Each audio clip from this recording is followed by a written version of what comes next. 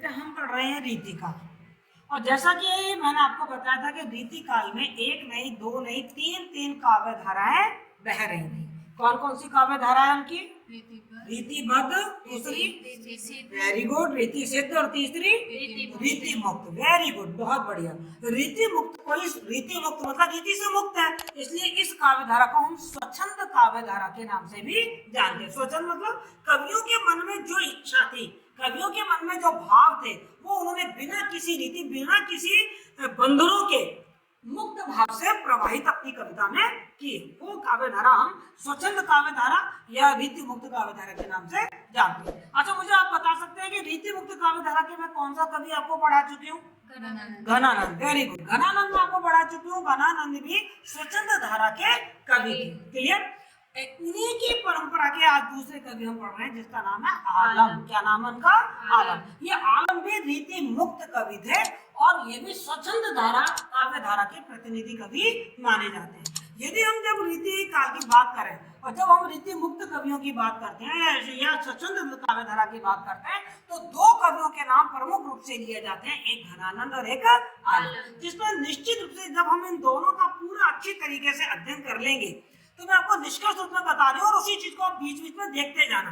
जब हम इन दोनों कवियों की बात करें और तुलना करें तो घनानंद पहले नंबर पर आते हैं और आलम जस्ट उसके बराबर आते हैं, लेकिन थोड़ा सा घनानंद से नीचे की श्रेणी में आते हैं। क्यों? मैं आपको कारण बताऊंगी, अभी थोड़ी देर आप थोड़ा इंतजार कीजिए, फिर कारण बताऊंगी। जबकि इन दोनों में एक में बड़ी समानता थी, एक चीज में क्या समानता थी कि घनानंद की जो प्रेमानुभूति है वो किराए की प्रेमानुभूति नहीं है, उन्होंने खुद सुजान नामक एक वेश्या से प्रेम किया था, और उनकी जो वेदना हम देख रहे हैं, उनकी जो हम पीड़ा देख रहे हैं, हम जो उनकी प्रेम का पीड़ देख रहे हैं, प्रेम की पीड़ जो हम देख रहे हैं, वो भी उनकी खुद की भोगी हुई थी, स्वानुभूत थी। स्वानुभूत मतलब उन्होंने खुद ने उसकी अनुभूति की थी, और उसी अनुभूति को उन्होंने अपनी कविता में हमारे सामने रख दिया, अपने कविता और सवैये में। आलम की भी बिल्कुल यही कहानी थी। कहते हैं कि आलम, इनका सही नाम आलम नहीं था, ये तो ब्राह्मण थे, पर इनको एक मुस्लिम महिला से प्रेम हो गया था जिसका नाम था शेख, और ये उससे उतना प्रेम करते थे कि जब इनके सामने उन्होंने प्रस्ताव रखा तो इनके सामने प्रस्ताव आएगा तो मुसलमान बन जाओ, मैं तुम्हारे प्रेम को स्वीकार कर लूंगी। आलम उनसे इतना प्रेम करते थे शेख से कि उन्होंने अपना धर्म परिवर्तन कर लिया, उन्होंने हिंदू धर्म छोड़ के और कौन सा धर्म अपना लिया? इस्लाम धर्म अपना लिया और अपना नाम आलम रख लिया। उनके बारे में अभी तक हमारे साहित्य जो जगत है उसमें कुछ कंफ्यूजन थे, कुछ संशय थे। दो प्रकार के दो नाम मिलते हैं आलम के, तब तक लोग कहते थे दो कवि हुए हैं आलम, लेकिन जो पंडित श्री विश्वनाथ प्रसाद मिश्र हैं उन्होंने सिद्ध कर दिया है कि ये दो अलग अलग कवि नहीं है, एक ही कवि है जिसका नाम आलम है, और उन्होंने उनका समय जो बताया वो 1583 से लेकर 1623 तक बताया है। तो अब देखो, मैंने जैसा कि आपको बताती हूँ कि जब भी हम अपने किसी कवि को पढ़ते हैं तो सबसे पहले हम उस कवि का थोड़ा साहित्यिक परिचय देखते हैं। क्यों देखते हैं वो साहित्यिक परिचय? यद्यपि आपके डायरेक्ट प्रश्न नहीं आता साहित्यिक परिचय का 11-12 की तरह, लेकिन ये जो परिचय है वो आपके निबंधात्मक प्रश्नों की क्या बना देता है? भूमिका बना देता है। अब मान लो प्रश्न आ गया, आलम की काव्यगत विशेषताएं बताइए। अब आप काव्यगत विशेषताएं बताएंगे, काव्यगत विशेषता को दो भागों में बांटेंगे। जब अपन काव्यगत विशेषता लिखते हैं तो काव्यगत विशेषता को हम कितने भागों में बांट देते हैं? दो भागों में। एक बांट देते हैं हम भावगत और दूसरा हम बांट देते हैं कलागत। तो आप जब कलागत और भावगत विशेषता के बिंदु, फिर हम भावगत के बिंदु लिखेंगे, कलागत के बिंदु लिखेंगे, लेकिन निबंधात्मक प्रश्न को शुरुआत भी तो की जाती है, उसकी भूमिका भी तो लिखी जाती है, उसकी प्रस्तावना भी तो लिखी जाती है। तो वो प्रस्तावना और भूमिका हमें कहाँ से मिलती है? इसी साहित्यिक परिचय में से मिलती है। दूसरी बात, जब आप कोई छोटे प्रश्न आते हैं, आपके मल्टीपल चॉइस के प्रश्न आ जाते हैं, या आपके अति लघुत्तरात्मक प्रश्न आ जाते हैं, कॉम्पिटिटिव एग्जामिनेशन में ऐसे प्रश्न बहुत आते हैं, तब आपको ये सब चीज काम में आती है। तो इसलिए बहुत अच्छी तरीके से हमको साहित्यिक परिचय पढ़ना चाहिए। तो जो आलम है, सबसे पहले मैंने क्या बताया? रीतिकाल की कवि है। दूसरी बात बताई, रीतिकाल में भी स्वच्छंद काव्य धारा यानी कि रीति मुक्त काव्य धारा के कवि है। और उसके बाद मैंने आपको बताया कि जो आलम है उनका जो समय माना गया है वो क्या माना गया है? 1583 से 1623 साइड में यहाँ पर जो चीज बहुत इंपॉर्टेंट नहीं होती है ना, उसको मैं किस में लिख देती हूँ, हाशिए में लिख देती हूँ। जो बहुत इंपॉर्टेंट चीज है उसको मैं यहाँ मेन पेज पे लिख देती हूँ। इस तरीके से हम शॉर्ट नोट्स बना लेते हैं। इसमें देखिए आगे वो क्या कह रहे हैं, इनकी रचनाओं में माधवानल, कामकंदला, सुदामा चरित्र, श्याम सनेही, आलम केली आदि उल्लेखनीय है। इनमें से प्रथम 3 प्रबंध काव्य है। कैसे काव्य है? प्रबंध काव्य। प्रबंध काव्य का मतलब क्या है कि कोई एक कथा चली आ रही है शुरू से अंत तक की। यहाँ उनका मुक्तक संग्रह आलम केली, और आलम केली कैसा काव्य है उनका? मुक्तक। मुक्तक किसे कहते हैं? जिसमें एक कविता का किसी दूसरी कविता से कोई कथात्मक संबंध नहीं होता। हर कविता, हर कविता, हर सवैया अपने आप में स्वतंत्र होता है। तो हमारे लिए जो बहुत इंपॉर्टेंट चीज आई यहाँ पर वो ये आई कि जो आलम है वो आलम की प्रमुख रचनाएं कौन कौन सी हैं, ये हमको मालूम होना चाहिए। तो हमारे पास 4 रचनाओं के नाम आ गए हैं। पहली रचना उनकी आ गई है माधवानल कामकंदला। माधवानल कामकंदला। दूसरी जो उनकी रचना है उसका नाम हमें बहुत अच्छे से याद हो सकता है, सुदामा चरित्र।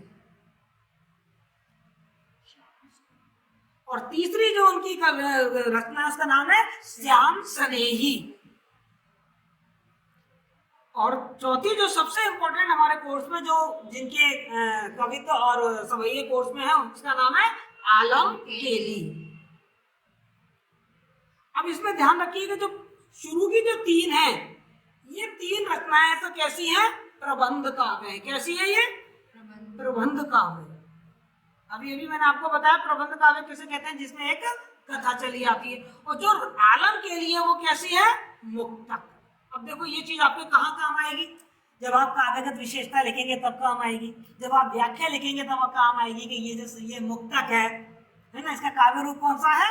मुक्तक है। तो इस तरीके से आपके पास 4 रचनाएं आ गई और मैंने बता दिया कि 3 रचनाएं का प्रबंध काव्य है और जो आलम के लिए वो मुक्तक का है। बेटा एक बात का हमेशा ध्यान रखो कि रीतिकाल के जितने भी कवि हैं वो सब कवि कहीं ना कहीं किसी राजा के आश्रय में रहते थे। पढ़ा है ना अपन कि न किसी राजा के आश्रय में ही रहते थे। जैसे बिहारी है, राजा जयसिंह के आश्रय में रहते थे। जैसे हमने कवि भूषण के बारे में पढ़ा तो कवि भूषण शिवाजी और छत्रसाल के आश्रय में रहते थे। इसी तरीके से जो आलम है ये भी मुअज्जम शाह, औरंगजेब के पुत्र थे जिनका नाम था मुअज्जम शाह। क्या नाम था? मुअज्जम शाह। ये इनके आश्रयदाता थे। क्या थे ये? इनके आश्रयदाता। शॉर्ट में लिख लीजिए जिससे आपको याद रहे। और एक तीसरी विशेषता हम और देखते हैं इन रीतिकाल कवियों की कि रीतिकाल कवियों ने प्रेम का बड़ा उद्युक्त वर्णन किया है। और ये तो है ही स्वतंत्रतावादी कवि, तो इन्होंने अपने प्रेम के वर्णन में राधा कृष्ण के प्रेम को समाहित किया है। इनका जो लौकिक प्रेम था, जैसे मान लो आलम का ही जो लौकिक प्रेम है, जो मैंने आपसे बात बताया, शेख नामक मुस्लिम महिला से था, वो जो उनका लौकिक प्रेम है वो किसमें बदल गया है? अलौकिक प्रेम में बदल गया। या यूं कहिए कि वो अपने प्रेम को प्रकट करना चाहते थे। अब खुलेआम आजकल जैसे आजकल तो बड़ी बेशर्माई टाइप की चीज हो गई है ना, तो वैसा तो नहीं था। तो वो अपने प्रेम को किसके माध्यम से प्रकट कर दिया करते थे? राधा कृष्ण के प्रेम के माध्यम से प्रकट कर दिया करते थे। जैसे मैं तो हूँ कृष्ण और मेरी प्रेमिका है राधिका, और उसके माध्यम से वो अपने प्रेम को प्रकट कर दिया करते थे। क्लियर? तो इनके प्रेम में हमें एक चीज क्या मिल जाती है? राधा और कृष्ण की भक्ति भी हमको इनकी कविता में मिल जाती है। ठीक है, ये चीज हमने यहाँ लिख ली। आगे देखो, आलम केली में प्रस्तुत प्रणय चित्रण को समझने के लिए इनके व्यक्तित्व एवं जीवन से संबंधित एक विशेष घटना को ध्यान में रखना चाहिए। कौन सी विशेष घटना है?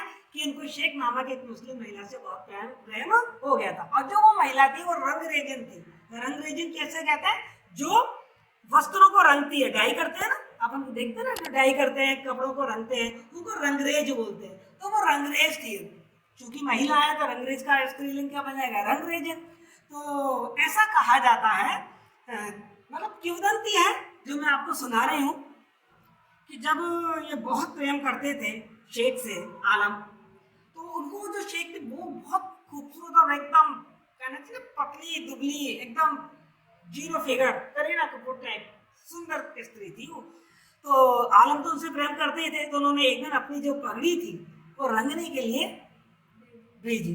अब उन्होंने अपना संवाद कैसे दिया कि उन्होंने अपनी पगड़ी के एक छोर पर, जो कपड़ा था ना वस्त्र, उसके एक छोर पर एक पंक्ति लिख दी, कनक लतासी कामनी काहे को कटिक्षी। कनक लतासी कामनी काहे कोकटी क्षीण। और उसने कह दिया तुम कनक लता, तुम स्वर्ण लता जैसी कामनी हो, पर तुम्हारी कमर इतनी पतली क्यों है? ऐसे उन्होंने प्रश्न लिखा। जो रंगरेजन थी उसने जब वो उसने रंगा तो उसने वो पंक्ति पढ़ी, उसने उस पंक्ति को पूरा कर दिया। कटिको कंचन काट विधि कुचन मध्य दी। उसने उस पंक्ति को पूरा करके क्या लिखा? जैसा उन्होंने कहा ना तुम्हारी कमर इतनी पतली क्यों है, तो उसने कहा कटिको कंचन अर्थात कमर का जो मांस है उसको काटकर कुचन मध्य मतलब स्तनों के मध्य भर दिया, इसलिए मेरी जो कमर है वो क्या है? पतली है।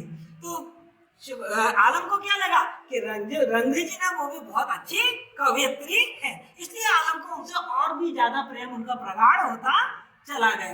कहते हैं आलम की कविताओं में बहुत सारी कविताएं हमें ऐसी मिलती हैं जिनके लिए विद्वान कहते हैं कि ये आलम ने नहीं लिखी है, ये किसने लिखी हुई है?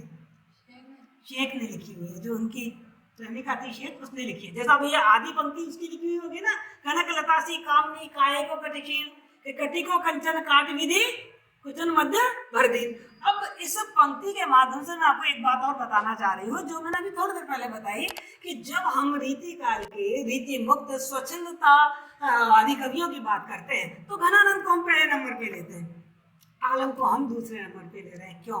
क्योंकि घनानंद की कविता में हमको कहीं भी अश्लीलता देखने को नहीं मिली, कहीं भी मांसलता देखने को नहीं मिली है। आपने इतने सारे कविता पढ़े घनानंद के, कहीं अश्लीलता है, आकुलता है, व्याकुलता है, पर कहीं भी शारीरिक जो सुंदरता का ऐसा वर्णन किया गया है कि कटिको कंचन काट विधि कुचन मध्य भर दी, ऐसा कहीं ऐसे शब्द कहीं आपने पढ़े? नहीं पढ़े ना। तो उनका जो प्रेम है, उनकी जो वेदना है उसमें कहीं भी अश्लीलता नहीं है। वो पूरी तरीके से ऐसे उनकी प्रेम और विरहानुभूति हमको ऐसे लगती है जैसे कोई भक्त अपने ईश्वर के लिए तड़प रहा हो। उन्होंने सुजान में अपने ईश्वर को देखना शुरू कर दिया था और उनका लौकिक प्रेम आध्यात्मिक प्रेम में बदल गया था। लेकिन आलम के प्रेम में हमको ये आध्यात्मिकता, ये कहना चाहिए स्वस्थ जो प्रेम की अवधारणा है वो हमको देखने को नहीं मिलती।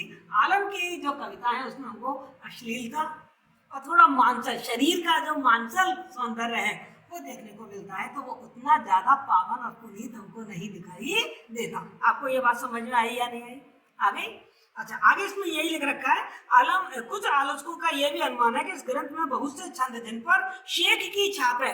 समझ गए? जैसे मैंने बताया था कि सारे छंद इन्होंने नहीं लिखे हैं, बल्कि कुछ छंद किसने लिखे? शेख ने लिखे। आलम के लिए में संयोग एवं वियोग श्रृंगार की विभिन्न परिस्थितियों, दशाओं, अनुभूतियों के साथ राधा कृष्ण की लीलाओं का चित्रण भी यत्र यत्र दिखाई देता है। मैंने भी आपको बताया कि रीति काल का जो कवि है वो अपनी प्रेम की भावना को प्रकट करता है तो आड़ ले लेता है राधा कृष्ण के प्रेम की, और राधा कृष्ण के प्रेम के माध्यम से वो अपनी प्रेम भावना को व्यक्त करता है। तो राधा कृष्ण की जो लीलाएं हैं उन लीलाओं का चित्रण हमको उनकी कविताओं में देखने को मिलता है। ठीक है, इसके साथ ही अभी हमने क्या देखा कि उनकी कविता में हमको श्रृंगार रस है, और श्रृंगार रस के कौन से रूप है? दो रूप है। पहला है संयोग और दूसरा है वियोग। तो ये दोनों चीज हमको उनकी कविता में देखने को मिलती है। क्योंकि श्रृंगार रस और मैंने अभी प्रेम की बात बताई तो उनकी कविता में हमको प्रेमानुभूति भी देखने को मिलती है। ठीक है, और प्रेमानुभूति के बाद उनकी कविता में हमको विरह भी दिखती है। तो विरह में वो गहराई, वो अभिव्यंजना नहीं है जो कि घनानंद में देखने को मिलती है। उनके जो विरह का वर्णन तो है, पर विरह के वर्णन में वो गहराई, वो आकुलता, वो व्याकुलता, वो विवशता नहीं देखने को मिल रही है। इनके स्वच्छंद प्रेम पर उस युग के कृष्ण भक्ति के काव्य का थोड़ा बहुत प्रभाव पड़ा। इनके काव्य में प्रेम के विभिन्न पक्षों का चित्रण अनुभूतिपूर्ण तरीके से हुआ है, मैंने अभी आपको बताया है।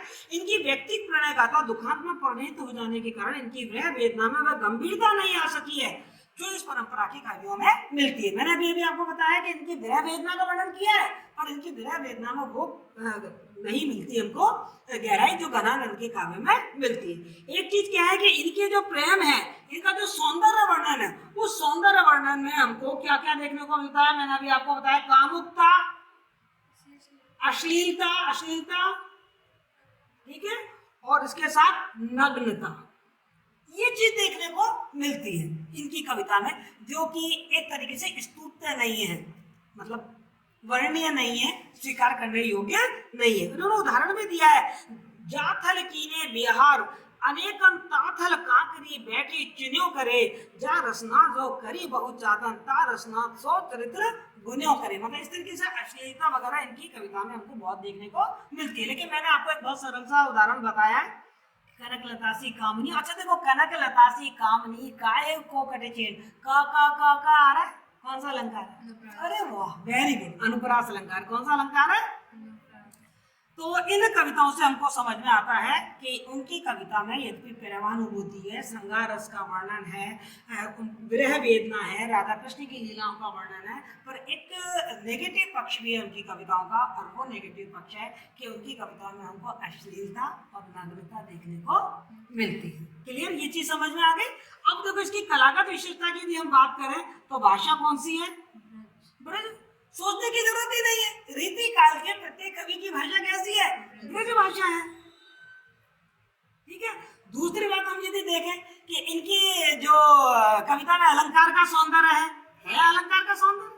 बिना अलंकार के सौंदर्य की कविता लिखी नहीं जा सकती। तो यद्यपि इन्होंने अलंकारों पर कोई शास्त्र नहीं लिखा है, जैसा हमने भूषण को पढ़ा था तो हमने कहा था शिवराज भूषण उन्होंने अलंकार पे लिखा, तो उन्होंने ऐसा कोई अलंकार पे शास्त्र नहीं लिखा है, पर इनकी कविताओं में स्वाभाविक रूप से अलंकार आ गए हैं। जैसे मैं बार बार बोल रही हूँ, कनक लतासी कामनी काहे को कटि चीण, कटि को कंचन काट विधि कुचन मध्य भर दिन का क्या पढ़ने की बड़ी सुंदर आवृत्ति हुई है। तो ये जबरदस्ती नहीं भरी गई है, ये इनकी कविता का सौंदर्य है। इनकी कविता में जो अलंकार है, चाहे वो रूपक अलंकार है, चाहे वो उपमा अलंकार है, चाहे वो अनुप्रास अलंकार है, स्वाभाविक रूप से इनके कविताओं में ये अलंकार आए हैं, जबरदस्ती ठूसे नहीं गई। तीसरी बात यदि हम इनकी बात करें छंद योजना की, तो छंद योजना में आप ये देख लीजिए, कवित्व और सवैये, कवित्व और सवैये ये प्रमुख इनके छंद हैं। और चलो रीतिकाल में हम यही देखते हैं, चाहे हम बिहारी को पढ़ते हैं तब हम दोहा पे चले जाते हैं, बाकी जब हम केशव पढ़े, चाहे हम घनानंद पढ़े, चाहे भूषण पढ़े, वहाँ कवित्व और सवैये हमको ज्यादा देखने को मिलेगी। चौथी यदि बात मैं करूं कि इनकी शैली क्या थी, है ना, शैली या जो इनका काव्य रूप था वो क्या था, तो काव्य रूप अभी हमने देखा आलम केली का तो क्या है? मुक्तक। तो हमारे कोर्स में क्या है? मुक्तक। तो हम क्या लिख देंगे? मुक्तक शैली। कौन सी शैली है? मुक्तक शैली है, और मुक्तक ही इसका काव्य रूप है। देखिए हमारे पास काव्यगत विशेषताएं सारी आ गई है, भावगत विशेषता भी आ गई और कलागत विशेषता भी आ गई। दिक्कत समझ में आई है या नहीं आई है? तो इतना यदि आपको समझ में आ गया तो ये सब आपका क्या बना देती है? भूमिका बना देती है। मुझे बताओ, भूमिका रटने की जरूरत पड़ेगी क्या आपको? और भूमिका रटते कैसे? रट ही नहीं सकते। तो आपको याद है कि आलम रीति काल के, रीति मुक्त धारा के प्रसिद्ध कवि हैं। घनानंद के बाद इनका दूसरा नंबर आता है। इनकी पुस्तकों की ये इनकी पुस्तक है। आलम केली इनकी मुक्तक शैली है, और यहाँ हम आलम केली के बारे में ही बात कर रहे हैं। इनकी काव्य में हमको श्रृंगार रस की प्रधानता देखने को मिलती है, प्रेमानुभूति है, ये सब, लेकिन इनकी कविता में हमको थोड़ी अश्लीलता और नग्नता दिखाई देती है। ब्रज भाषा में लिखा हुआ इनका काव्य अलंकारों का सहज और स्वाभाविक प्रयोग देखने को मिलता है। सवैया और कवित्व इनके प्रमुख छंद हैं। भूमिका हो गई या नहीं हो गई? समझ में आ रहा है आपको भूमिका कैसे लिखी जाती है? क्यों मैं आपको हर कवि का साहित्यिक परिचय पढ़ाती हूँ? क्योंकि उस साहित्यिक परिचय से क्या बन जाती है? उस कवि की भूमिका बन जाती है। कैसा भी प्रश्न आ जाए, आलम में से कोई भी प्रश्न आ जाए, आपको भूमिका तो लिखनी पड़ेगी ना। और भूमिका तो यही, आलम में से कैसा भी आ जाए, चाहे उनकी स्वच्छंद धारा आ जाए, चाहे उनकी काव्यगत विशेषता आ जाए, आपके पास क्या है? भूमिका है या नहीं है? और ईमानदारी से बताना, जब हम प्रश्न का उत्तर लिखने बैठते हैं तो हमारे 5 मिनट ये सोचने में लग जाते हैं इस उत्तर को शुरुआत कैसे करें, और जब शुरुआत हो जाती है तो फिर हमारी कलम लिखती चली जाती है, लेकिन शुरुआत कैसे करें ये हमारी बड़ी प्रॉब्लम है। तो आज आपको क्या अपनी इस कठिनाई का, इस समस्या का समाधान मिला या नहीं मिला? क्योंकि हर कवि का हम क्या याद कर लें? भूमिका याद कर लें, साहित्यिक परिचय याद कर लें। साहित्यिक परिचय हमें याद है तो हम उसको शुरुआत कर देंगे, फिर कोई दिक्कत ही नहीं आएगी। कम से कम कहते हैं ना, well begin is half done. जब हमारे प्रश्न का उत्तर शुरुआत हो जाएगी तो हम आगे भी लिखना, क्योंकि फिर आगे हमें बात में से बात निकलती जाएगी और हमें याद आती जाएगी। अच्छा, साहित्यिक परिचय 2 तरीके से आपके काम आता है। एक तो आपकी भूमिका बना देता है निबंधात्मक प्रश्न में, और दूसरा आप जो व्याख्या करते हैं तो व्याख्या के जो विशेष वाले पॉइंट है वो सब इसी में से आ रहे हैं, कहीं अलग से आ रहे हैं, सब इसी में से आ रहे हैं। भाषा कौन सी है? ये है। अलंकार क्या है, ये है, छंद कौन सा है, ये है, शैली कौन सी है, ये है, ये सब किसमें से मिल गया हमको? अरे भाई कहाँ से मिल गया? साहित्यिक परिचयों से मिला या नहीं मिला? तो ये साहित्यिक परिचय आपके बहुत काम का, इसीलिए मैं आपका साहित्यिक परिचय इस तरीके से शॉर्ट में बना देती हूँ और आपको हमेशा भेज देती हूँ, आप इसको याद करें। क्योंकि आपने मेरी सारी बात सुनी है, तो ये शॉर्ट नोट से आपको आराम से आप वाक्य बनाते जाएंगे और अपनी भूमिका बना लेंगे। क्लियर बेटा? कोई दिक्कत? समझ में आया? चलिए कल हम पढ़ेंगे आलम की कविताएं पढ़ेंगे और उनका भावार्थ देखेंगे। अब जब मैं आपको कविताएं पढ़ाऊंगी तो मुझे बार बार भाषा की बात बताने की जरूरत है क्या? मुझे बार बार उसकी शैली बताने की जरूरत है क्या? मुझे बार बार उसका छंद बताने की जरूरत है क्या? नहीं है ना। सिर्फ दो बात बताऊंगी, एक तो ये इस कवित्व में किस चीज का वर्णन किया गया है, और एक ये यदि बीच में कोई विशिष्ट अलंकार आया। अनुप्रास अलंकार तो बहुत कॉमन है, आएगा ही आएगा सब जगह, अंत अनुप्रास अलंकार आएगा ही आएगा, लेकिन जहाँ कोई विशिष्ट अलंकार आएगा वहां मैं उस अलंकार को इंगित कर दूंगी। तो भावार्थ बताते समय मैं आपको दो चीजें बताती जाऊंगी, उसके अंदर छिपे जो भाव है, जो कवि का जो अभिप्रेत है, कवि का जो उद्देश्य है, कवि जो भावना है, वो सब आपको स्पष्ट करूंगी, और साथ में थोड़ा सा जो अलंकार की बात है वो बता दूंगी। बाकी सारी बातें तो मैंने आज बता दी। क्लियर?